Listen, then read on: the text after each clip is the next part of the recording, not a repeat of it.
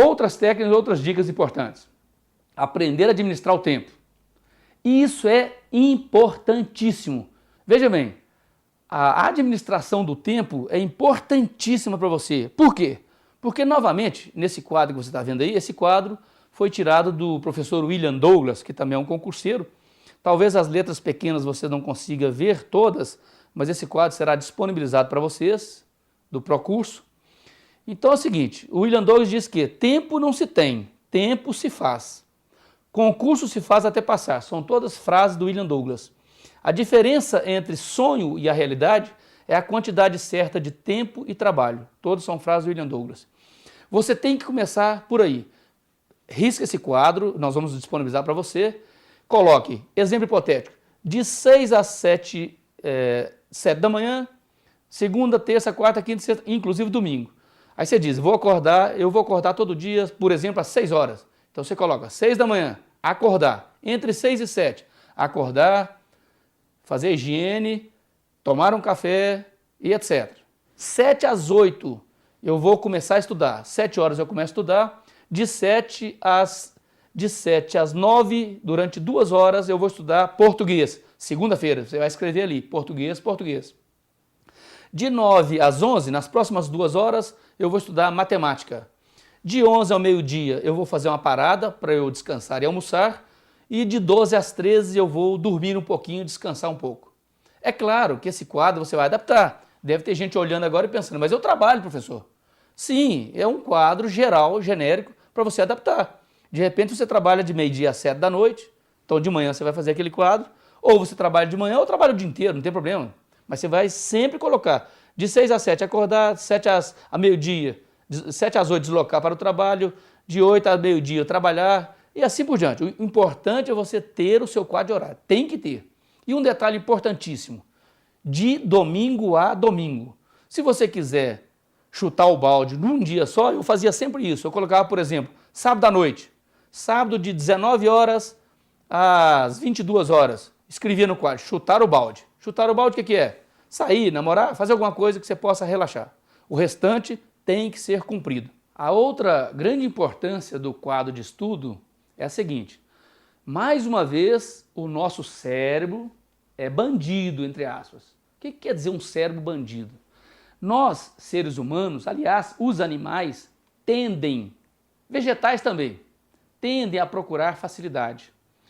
Tudo que é mais fácil, os animais procuram. Então o ser humano, como é o rei dos animais, ele sempre quer o mais fácil. Por isso, quando você faz um quadro de horário, você põe aqui, por exemplo, domingo. Domingo, 6 horas, acordar, de 7, acordar, fazer higiene, tomar café. De 7 às 9, português, de 9 às 11, matemática. Exemplo hipotético. O que acontece com as pessoas? Você, 6 horas da manhã, desperta, você fala assim, só hoje eu vou mais um pouquinho, dormir um pouquinho. Está começando a se trair. Está começando a se enrolar. Bom, 7 horas da manhã você senta e começa a estudar português. 7h30 você pensa assim, hoje eu não estou afim de estudar português. Não, que saco. Eu vou estudar outra coisa. Negativo. Não deixe o seu cérebro trair você.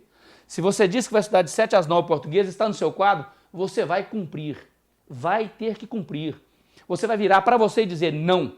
De 7 às 9 é português, eu vou estudar português. Isso chama disciplina. Aí você, com o tempo, o seu cérebro vai começar a aceitar essa ordem. E ele não vai admitir mais. É igual a pessoa que faz corrida. Se você acorda todo dia às 6 horas e faz uma corrida de 10 quilômetros, no início você tem preguiça. Hoje eu não vou. Hoje eu não estou afim. Com o tempo você vai sentir falta. O seu corpo vai sentir falta daquela corrida. Então é a mesma coisa, chama disciplina. Então você vai, naquele quadro de horário seu, você vai ter que cumprir. Não pode mudar o seu quadro de horário. Você tem que ser rigoroso. William Douglas, depois de 5 concursos para juiz federal, não passando no concurso, ele percebeu o seguinte, ele tinha que fazer no mínimo 50% em cada matéria. E ele não conseguia passar em direito administrativo e direito tributário. Aí o que ele fez? Fez um quadro de horário porque ele percebeu que toda vez que ele ia estudar direito administrativo, por não gostar, ele estudava um pouquinho e falava, hoje não, eu vou estudar direito civil, que era melhor para ele, direito constitucional. E não passava no concurso. Na quinta ou sexta tentativa, ele mudou a técnica.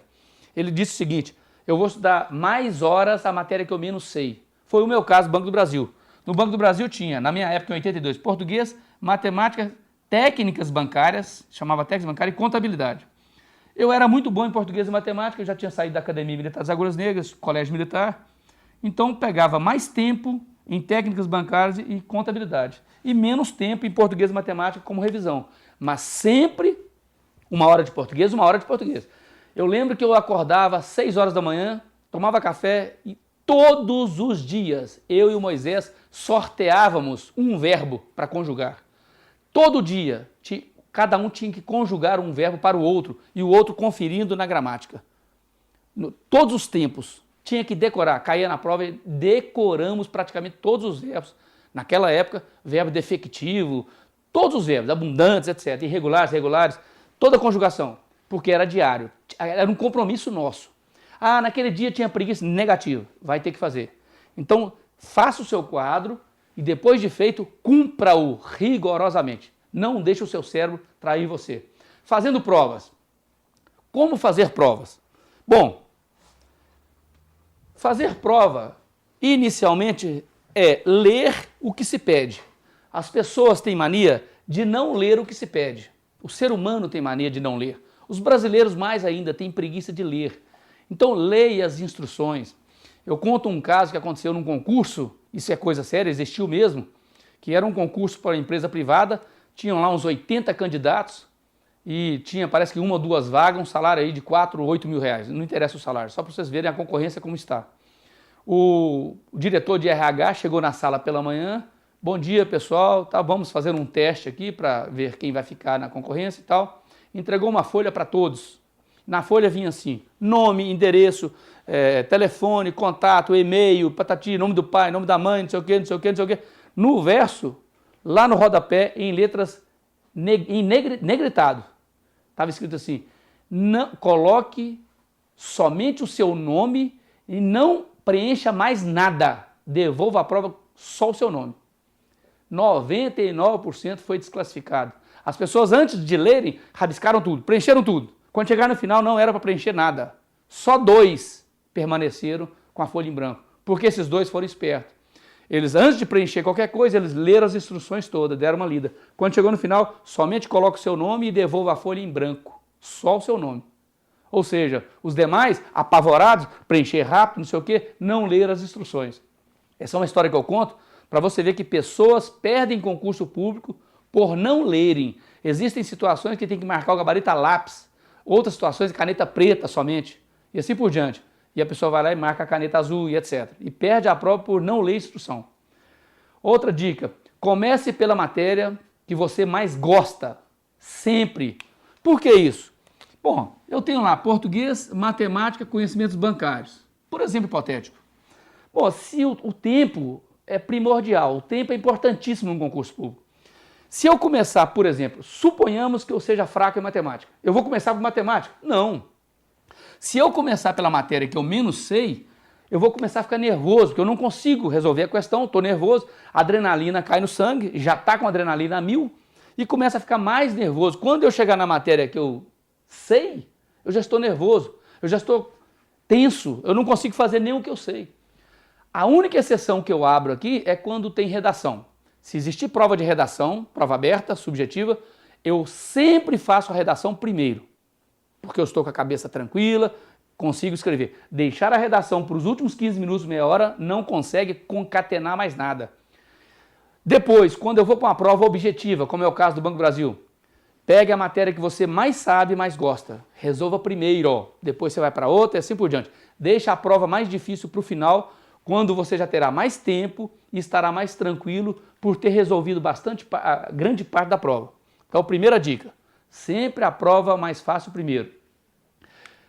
Prova objetiva. Nós temos lá, por exemplo, na Fundação Carlos Chagas, 80 questões, a prova toda. Bom, se eu tenho 80 questões, a prova toda, quanto tempo de prova eu tenho? São 4 horas de prova, 4 horas vezes 60 minutos, eu tenho 240 minutos para resolver a prova toda. Dividido por 80 questões, eu tenho 3 minutos por questão.